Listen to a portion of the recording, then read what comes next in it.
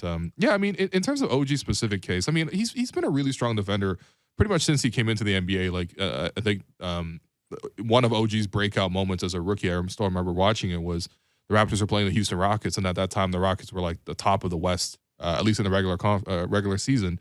Mm-hmm. And OG came in for his first career start because I think Norman Powell went down with injury, and his job was to go out there and guard James Harden. And the Raptors pulled off the upset win, and OG had a really nice game on both ends of the floor.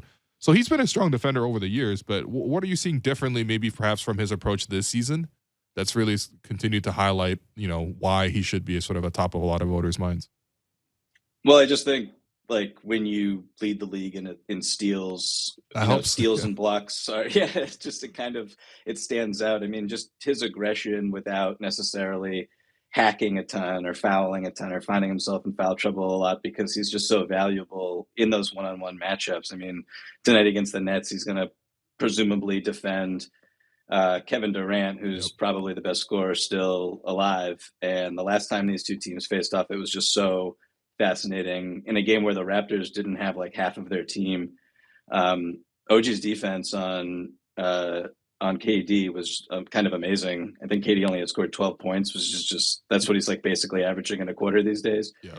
So he's, he'll go from guarding KD to guarding Donovan Mitchell, just a completely different type of assignment, to guarding in their last game, he was on Zion Williamson for a good chunk of the game. And that's just obviously another unique matchup. And when you do a pretty good job over and over again, and you really make these guys work for every single bucket, every single just step of progress, it stands out. And yeah, like you said, the way we can track this, or one way, is just like the turnovers that he is forcing, and just like the way that is so positive and impactful for Toronto's offense on the other end.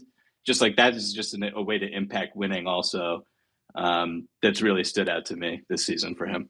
Yeah, and that's something that the Raptors absolutely need, because when you consider one side of the ball, like it's good and all, but at the same time, like, you really have to think about basketball as a flow game. And obviously if you force misses, and that's good. Like if you're big and you force a higher share of misses, but you're not necessarily creating the live ball turnovers where you're able to go back the other way, or it's sort of you block a shot but it goes out of bounds. Like, there are other things to sort of consider. That's why this is probably the hardest award to probably hand out, in my guess, for just sort of seeing other people and hearing them discuss their award ballots. Like, obviously this is probably later in the year, like March or for April.